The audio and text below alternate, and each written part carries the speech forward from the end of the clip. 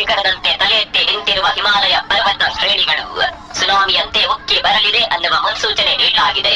ಇಳುವರಿಗೆ ಭಾರತಕ್ಕೆ ಬರವಾಗಿರುವ ಹಿಮಾಲಯ ಪರ್ವತಗಳು ಮುಂದಿನ ದಿನಗಳಲ್ಲಿ ಶಾಪವಾಗಿ ಪರಿಣಮಿಸಲಿದೆ ಅನ್ನುವ ಮುನ್ಸೂಚನೆ ಸಿಕ್ಕಿದೆ. ಇಂಥದೊಂದು ಎಚ್ಚರಿಕೆ ಕೊಟ್ಟಿರೋದು ನಮ್ಮ ಹವಾಮಾನ ಇಲಾಖೆ ಅಂತ ಅಂದುಕೊಳ್ಳಬೇಡಿ. ಈ ಎಚ್ಚರಿಕೆ ಕೊಟ್ಟಿದ್ದು ಜಗತ್ತಿನ ನಂಬರ್ 1 ಬಾಹ್ಯಾಕಾಶ ಸಂಸ್ಥೆ ನಾಸಾ. ಅಷ್ಟಕ್ಕೂ ಏನಿದು ಹಿಮಾಲಯದ ತಪ್ಪಲಿನಲ್ಲಿ ಸುನಾಮಿಯ ಮುನ್ನೆಚ್ಚರಿಕೆ? ತಾಪಮಾನ ಬದಲಾವಣೆ ಹಿಮಾಲಯದ ಮೇಲೆ ಯಾವ ರೀತಿ ಪ್ರಭಾವ ಬೀರಿದೆ, ಹಿಮಾಲಯದಿಂದ ಪ್ರವಾಹ ಉಕ್ಕಿ ಬಂದ್ರೆ ಏನೆಲ್ಲ ತೊಂದರೆ ಆಗುತ್ತೆ ಎಲ್ಲವನ್ನ ಡೀಟೇಲ್ ಆಗಿ ತೋರಿಸ್ತೀವಿ ನೋಡಿ.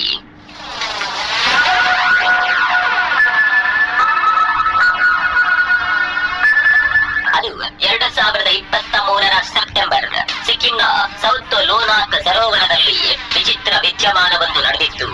ಆ ವಿಚಿತ್ರ ವಿದ್ಯಮಾನವನ್ನ ಗ್ಲಾಕ್ಸ್ ಅಂತ ಕರೀತಾರೆ. ಅಂದ್ರೆ ಗ್ಲೇಷಿಯಲ್ ಲೇಕ್ ಔಟ್ಬರ್ಡ್ಸ್ ಫ್ಲಡ್ಸ್ ಅಂತ ವಿಜ್ಞಾನ ಜಗತ್ತು ಹೇಳಿತ್ತು.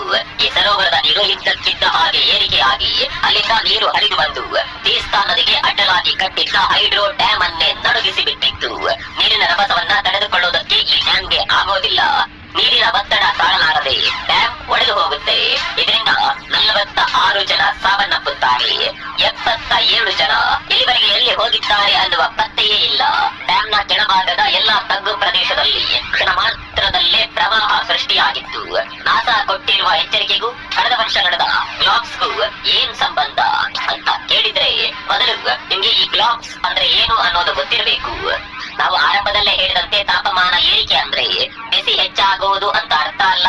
ಬಿಸಿ ಹೆಚ್ಚಾದಾಗ ಹಿಮ ಪರ್ವತಗಳು ಕರಗುತ್ತವೆ ಅಥವಾ ಹಿಮ ಬಂಡೆಗಳು ಕರಗುತ್ತವೆ. ಪ್ರವಾಹ ಸೃಷ್ಟಿಯಾಗಬೇಕು ಅಂದ್ರೆ ಭೀಕರ ಮಳೆಯೇ ಬರಬೇಕು ಅಂತ ಇಲ್ಲ. ತಾಪಮಾನ ಹೆಚ್ಚಾಗಿ ಹಿಮ ಬಂಡೆಗಳು ಕರಗಿದ್ರು ಪ್ರವಾಹ ಸೃಷ್ಟಿಯಾಗಬಹುದು. ಶಾಖಕ್ಕೆ ಹಿಮ ಪರ್ವತಗಳು ಕರಗಿದ್ರು ಸಹ ಪ್ರವಾಹ ಸೃಷ್ಟಿಯಾಗುತ್ತೆ. ಇದನ್ನ ನಾವು ಮೊದಲು ಅರ್ಥ ಮಾಡಿಕೊಳ್ಳಬೇಕು. ಇದೇ ರೀತಿ ಹಿಮಾಲಯ ಪರ್ವತದಲ್ಲಿ ಕೂಡ ದೊಡ್ಡ ಪ್ರಮಾಣದಲ್ಲಿ ಹಿಮ ಇದೆ. ಹೀಗಾಗಿ ಇಲ್ಲಿ ಹಿಮ ನದಿಗಳು ಸೃಷ್ಟಿಯಾಗುವುದು ಸಾಮಾನ್ಯ. ಇದೀಗ ಜಾಗತಿಕ ತಾಪಮಾನ ಏರಿಕೆಯಿಂದಾಗಿ ಹಿಮ ಕರಗುತ್ತಿದೆ. ಹೀಗೆ ಹಿಮ ಕರಗಿದಾಗ ನೀರು ಪರ್ವತದಿಂದ ಕೆಳಗೆ ಇಳಿದು ಬರುತ್ತೆ. ಹೀಗೆ ಪರ್ವತದ ಇಳಿಜಾರಿನಿಂದ ಇಳಿದು ಬರುವ ನೀರು ಪರ್ವತದ ಒಂದು ಭಾಗದಲ್ಲಿ ಬಂದು ಶೇಖರಣೆಯಾಗುತ್ತೆ. ಹೀಗೆ ಪರ್ವತಗಳಿಂದ ಹರಿದು ಬರುವ ನೀರು ಎಲ್ಲೆಲ್ಲಿ ಶೇಖರಣೆಯಾಗುತ್ತದೆಯೋ ಅಲ್ಲಿ ಹಿಮದ ಸರೋವರಗಳು ನಿರ್ಮಾಣವಾಗುತ್ತೆ. ತಾಪಮಾನ ಏರಿಕೆಯಿಂದಾಗಿ ಹಿಮ ಸರೋವರಗಳ ನೀರು ಹೆಚ್ಚಾಗುತ್ತೆ. ಹೀಗೆ ಸರೋವರದಲ್ಲಿ ಹೆಚ್ಚಾದ ನೀರು ನದಿಗಳಿಗೆ ಹರಿದು ಬರುತ್ತೆ. ಈ ವಿದ್ಯಮಾನ ನಡೆಯೋದಕ್ಕೆ ವರ್ಷಾನುಗಟ್ಲೆ ಬೇಕಾಗಿಲ್ಲ. ಕೆಲವು ದಿನಗಳಲ್ಲಿ ಈ ವಿದ್ಯಮಾನ ನಡೆದು ಹೋಗುತ್ತೆ. ಹೀಗೆ ಇದ್ದಕ್ಕಿದ್ದ ಹಾಗೆ ನೀರು ಉಕ್ಕಿ ಬಂದ್ರೆ ಏನೇನು ಮಾಡೋದಕ್ಕಾಗೋದಿಲ್ಲ. ಈ ವಿದ್ಯಮಾನವನ್ನೇ ಗ್ಲಾಕ್ಸ್ ಅಂತ ಕರೆಯುವುದು. ಈ ಗ್ಲಾಕ್ಸ್ ಗಳ ಸಂಖ್ಯೆ ಈ ವರ್ಷ ವಿಪರೀತವಾಗಿ ಏರಿಕೆಯಾಗಲಿದೆ ಅಂತ ನಾಸಾ ಎಚ್ಚರಿಕೆ ಕೊಟ್ಟಿದೆ. ಈ ಗ್ಲಾಕ್ಸ್ ಗಳು ತುಂಬಾ ಅಂದ್ರೆ ತುಂಬಾನೇ ಡೇಂಜರಸ್. ಸ್ನೇಹಿತರಿಗೆಲ್ಲ ಉತ್ತರ ಭಾಗದಲ್ಲಾದ ಜಲ ಸ್ಫೋಟಗಳ ಬಗ್ಗೆ ನೆನಪಿರಬಹುದು. ಅದರಲ್ಲೂ ಉತ್ತರಾಖಂಡ, ಕೇದಾರನಾಥ, ಸಿಕ್ಕಿಂನಲ್ಲಿ ಕಳೆದ ವರ್ಷದಲ್ಲಿ ಭೀಕರ ಪ್ರವಾಹವೇ ಸೃಷ್ಟಿಯಾಗಿತ್ತು. ಇದಕ್ಕೆಲ್ಲ ಕಾರಣ ಇದೇ ಗ್ಲಾಕ್ಸ್. ಗ್ಲಾಕ್ಸ್ ಭೀಕರ ಪ್ರವಾಹವನ್ನೇ ಸೃಷ್ಟಿ ಮಾಡುತ್ತೆ.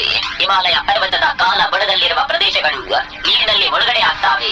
ಇದರಿಂದ ದೊಡ್ಡ ಪ್ರಮಾಣದ ಭೂಕುಸಿತಗಳು ಕೂಡ ಸಂಭವಿಸಿದ ಉದಾಹರಣೆಗಳು ಕೂಡ ಇದೆ. ಅದರಲ್ಲೂ ಕಳೆದ ವರ್ಷ ಜೋಶಿ ಮಠದಲ್ಲಾದ ಭೂಕುಸಿತ ಅದೆಷ್ಟು ಭಯಂಕರವಾಗಿತ್ತು ಅನ್ನೋದನ್ನ ಜಗತ್ತು ನೋಡಿದೆ. ಇದೀಗ ತಾಪಮಾನ ಏರಿಕೆಯ ಪರಿಣಾಮದಿಂದಾಗಿ ಹಿಮಾಲಯ ಪರ್ವತದ ಹಿಮ ಕರಗುವಿಕೆ ಹೆಚ್ಚಾಗ್ತಾ ಇದೆ. ಇದರಿಂದಾಗಿ ಗ್ಲೇಷಿಯಲ್ ಸರೋವರಗಳ ಸಂಖ್ಯೆ ಕೂಡ ಹೆಚ್ಚಾಗ್ತಾ ಇದೆ. ಇದೇ ಗ್ಲೇಷಿಯಲ್ ಸರೋವರಗಳು ಮುಂದಿನ ದಿನಗಳಲ್ಲಿ ಹಿಮಾಲಯದ ತಪ್ಪಲಲ್ಲಿರುವ ಪ್ರದೇಶಗಳಿಗೆ ದೊಡ್ಡ ಮಟ್ಟದ ಅಪಾಯವನ್ನ ತಂದೊಡ್ಡಲಿದೆ ಅಂತ ನಾಸಾ ಎಚ್ಚರಿಕೆ ಕೊಟ್ಟಿದೆ. ಮತ್ತೊಂದು ಕಡೆ ಈ ಹಿಮ ಸರೋವರಗಳ ಮೇಲೆ ನಾಸಾ ಕಣ್ಣಿಟ್ಟಿದೆ. ತನ್ನ ಉಪಗ್ರಹಗಳನ್ನ ಬಳಸಿಕೊಂಡು ಹಿಮಾಲಯ ಪರ್ವತ ಶ್ರೇಣಿಯಲ್ಲಿ ಏನೆಲ್ಲ ಬದಲಾವಣೆಗಳು ಆಗ್ತಾ ಇದೆ ಅನ್ನುವ ಬಗ್ಗೆ ಕೂಡ ನಾಸಾ ವಿಜ್ಞಾನಿಗಳು ಅಧ್ಯಯನ ಮಾಡ್ತಾ ಇದ್ದಾರೆ. ಅದರಲ್ಲೂ ಪ್ರಮುಖವಾಗಿ ಹಿಮ ಕರಗುವಿಕೆಯಿಂದ ರಚನೆ ಆಗ್ತಾ ಇರುವ ಹೊಸ ಸರೋವರಗಳ ಮೇಲೆ ನಾಸಾ ಹತ್ತಿನ ಕಣ್ಣಿಟ್ಟಿದೆ. ಗ್ಲೇಸಿಯರ್ ಸರೋವರಗಳಲ್ಲಿ ನೀರಿನ ಮಟ್ಟ ಎಷ್ಟು ಪ್ರಮಾಣದಲ್ಲಿ ಏರಿಕೆಯಾಗಿದೆ ಅನ್ನುವ ಬಗ್ಗೆ ನಾಸಾ ಮಾನಿಟರ್ ಮಾಡ್ತಾ ಇದೆ. ಈ ರೀತಿ ಮಾನಿಟರ್ ಮಾಡೋದ್ರಿಂದ ಏನಪ್ಪ ಲಾಭ ಅಂತ ಕೇಳಿದ್ರೆ ಲಾಭ ತುಂಬಾನೇ ಇದೆ. ಸಿಕ್ಕಿಂನಲ್ಲಾದ ದುರಂತದ ಬಗ್ಗೆ ನಾವು ಆರಂಭದಲ್ಲೇ ಹೇಳಿದ್ದೇವೆ. ಈ ದುರಂತದ ಬಗ್ಗೆ ಯಾವುದೇ ಮುನ್ನೆಚ್ಚರಿಕೆ ಇರಲಿಲ್ಲ. ಗ್ಲೇಸಿಯರ್ ಸರೋವರದಲ್ಲಿ ನೀರು ಹೆಚ್ಚಾಗಲಿದೆ ಅನ್ನುವ ಬಗ್ಗೆ ಯಾರು ಕೂಡ ಯೋಚನೆ ಮಾಡಿರಲಿಲ್ಲ. ಆದ್ರೆ ಈಗ ಗ್ಲೇಸಿಯರ್ ಸರೋವರದಲ್ಲಿ ನೀರಿನ ಮಟ್ಟ ಎಷ್ಟಿದೆ ಅನ್ನೋದನ್ನ ನೋಡಿದ್ರೆ ಸರೋವರದಲ್ಲಿ ನೀರು ಹೆಚ್ಚಾದ ಸಂದರ್ಭದಲ್ಲಿ ಅದರ ತಗ್ಗು ಪ್ರದೇಶದಲ್ಲಿ ಜನರನ್ನ ಸುರಕ್ಷಿತ ಸ್ಥಳಗಳಿಗೆ ಮೊದಲೇ ಕಳಿಸಿ ಬಿಡಬಹುದು. ಹೀಗೆ ಮಾಡಿದ್ರೆ ದೊಡ್ಡ ದುರಂತವನ್ನ ತಪ್ಪಿಸಬಹುದು. ಇನ್ನು ಹಿಮಾಲಯ ಪರ್ವತ ಶ್ರೇಣಿಯಲ್ಲಿ ಎಷ್ಟು ಗ್ಲೇಸಿಯರ್ ಸರೋವರಗಳು ಇರಬಹುದು ಅಂತ ಪ್ರಶ್ನೆ ಕೇಳಿದ್ರೆ ಅದಕ್ಕೆ ಉತ್ತರ ಇದೆ. ಭಾರತ ಸರ್ಕಾರ ಹಿಂದಿನಿಂದಲೂ ಕೂಡ ಗ್ಲೇಸಿಯರ್ ಸರೋವರದ ಮೇಲೆ ಒಂದು ಕಣ್ಣಿಟ್ಟಿತ್ತು. ಗ್ಲೇಸಿಯರ್ ಸರೋವರಗಳ ಲೆಕ್ಕಾಚಾರವನ್ನ ಸರ್ಕಾರ ಮಾಡ್ತಾ ಇದೆ. ನಮ್ಮ ಸರ್ಕಾರದ ಬಳಿ ಇರುವ ಡೇಟಾದ ಪ್ರಕಾರ ಹಿಮಾಲಯದಲ್ಲಿ 2431 ಸರೋವರಗಳಿದೆ. ಹಾಗಂತ ಇದು ಸಣ್ಣ ಪುಟ್ಟ ಸರೋವರಗಳು ಅಂತ ಅಂದುಕೊಳ್ಬೇಡಿ. ಈ ಸರೋವರಗಳ ವಿಸ್ತೀರ್ಣ ಕೇಳಿದ್ರೆ ನಿಮ್ಗೆ ಖಂಡಿತವಾಗಿಯೂ ಶಾಕ್ ಆಗಬಹುದು. ಸರ್ಕಾರದ ಬಳಿ ಇರುವ ಲೆಕ್ಕಾಚಾರದ ಪ್ರಕಾರ ಈ ಸರೋವರಗಳ ವಿಸ್ತೀರ್ಣ 10 ಹೆಕ್ಟೇರ್ಗಿಂತಲೂ ಹೆಚ್ಚು. ಹಾಗಂತ ಹಿಮಾಲಯ ಪರ್ವತದಲ್ಲಿರುವ ಗ್ಲೇಸಿಯರ್ ಸರೋವರಗಳು ಅಂದ್ರೆ ಅದು ಭಾರತಕ್ಕೆ ಸಂಬಂಧಪಟ್ಟಿದ್ದು ಅಂತ ಅಂದುಕೊಳ್ಬೇಡಿ. ಹಿಮಾಲಯ ಪರ್ವತದಲ್ಲಿ ಹುಟ್ಟುವ ನದಿಗಳು 5-6 ದೇಶಗಳಿಗೆ ಹರಿಯುತ್ತೆ. ಭಾರತ, ನೇಪಾಳ, ಪಾಕಿಸ್ತಾನ, ಟಿಬೆಟ್, ಚೀನಾ, ಬಾಂಗ್ಲಾದೇಶ ಹೀಗೆ ಬೇರೆ ಬೇರೆ ದೇಶಗಳಿಗೆ ಹಿಮಾಲಯದಲ್ಲಿ ಹುಟ್ಟಿದ ನದಿಗಳು ಹರಿಯುತ್ತಿದೆ. ಹೀಗಾಗಿ ಹಿಮಾಲಯದ ಹಿಮ ಕರಗುವಿಕೆಯಿಂದ ಕೇವಲ ಭಾರತಕ್ಕೆ ಮಾತ್ರ ಅಪಾಯವಲ್ಲ, ಈ ಎಲ್ಲಾ ದೇಶಗಳಿಗೂ ಕೂಡ ಅಪಾಯ ಇದೆ. ಇನ್ನು ಈ ಸರೋವರಗಳು ವರ್ಷದಿಂದ ವರ್ಷಕ್ಕೆ ತಮ್ಮ ವಿಸ್ತೀರ್ಣವನ್ನ ಹೆಚ್ಚು ಮಾಡುತ್ತಲೇ ಇವೆ. 601 ಸರೋವರಗಳು 2 ಪಟ್ಟು ಹೆಚ್ಚು ಗಾತ್ರದಲ್ಲಿ ವಿಸ್ತರಣೆಯಾಗಿದೆ. ಇನ್ನು 10 ಸರೋವರಗಳು 1.5 ಪಟ್ಟು ವಿಸ್ತೀರ್ಣವಾಗಿದೆ. ಅದಂತೆ ಈ ಸರೋವರಗಳು ತುಂಬಾ ಕೆಳಭಾಗದಲ್ಲಿ ಇದೆ ಅಂತ ಅಂದುಕೊಳ್ಬೇಡಿ. 314 ಸರೋವರಗಳು 4 ರಿಂದ 5,000 ಮೀಟರ್ ಎತ್ತರದಲ್ಲಿದೆ. ಮತ್ತೊಂದು ಕಡೆ 296 ಗ್ಲೇಷಿಯರ್ ಸರೋವರಗಳು 5,000 ಮೀಟರ್ಗಿಂತ ಎತ್ತರದಲ್ಲಿದೆ. ಅಲ್ಲಿಂದ ನೀರು ಹೆಚ್ಚಾಗಿ ಕೆಳಗಿಳಿದು ಬರುವಾಗ ಅದೆಷ್ಟು ವೇಗದಲ್ಲಿ ಹರಿದು ಬರಬಹುದು ಜಸ್ಟ್ ಇಮ್ಯಾಜಿನ್ ಮಾಡಿಕೊಳ್ಳಿ. ಅದನ್ನ ನಮ್ಮಿಂದ ಇಮ್ಯಾಜಿನ್ ಕೂಡ ಮಾಡಿಕೊಳ್ಳಲು ಸಾಧ್ಯವಿಲ್ಲ. ಗ್ಲೇಷಿಯರ್ ಸರೋವರಗಳು ಮುಂದಿನ ದಿನಗಳಲ್ಲಿ ದೊಡ್ಡ ಮಟ್ಟಿನ ಅಪಾಯವನ್ನ ತಂದೊಡ್ಡಲಿದೆ ಅನ್ನೋದು ನಾಸಾಗೆ ಚೆನ್ನಾಗಿಯೇ ಗೊತ್ತಿದೆ. ಇದೇ ಕಾರಣಕ್ಕೆ ನಾಸಾ ಈ ವಿಚಾರವನ್ನ ಗಂಭೀರವಾಗಿ ತೆಗೆದುಕೊಂಡಿದೆ. ಭಾರತ ಸೇರಿದಂತೆ ಹಿಮಾಲಯ ಪರ್ವತ ತಪ್ಪಲಿನಲ್ಲಿರುವ ಎಲ್ಲಾ ದೇಶಗಳಿಗೂ ಕೂಡ ಎಚ್ಚರಿಕೆಯನ್ನ ಕೂಡ ಕೊಟ್ಟಿದೆ. ಜಾಗತಿಕ ತಾಪಮಾನ ಏರಿಕೆ ಎಷ್ಟೆಲ್ಲ ಪರಿಣಾಮಗಳಿಗೆ ಕಾರಣವಾಗುತ್ತಿದೆ ಅನ್ನೋದನ್ನ ನೋಡಿ. ಪ್ರಕೃತಿ ಯಾವ ರೀತಿ ಕೂಡ ಮುರಿದು ಬಿಡಬಹುದು. ನಾವು ಮಾಡಿರುವ ಪಾಪದ ಕೊಡ ತುಂಬಿದೆ.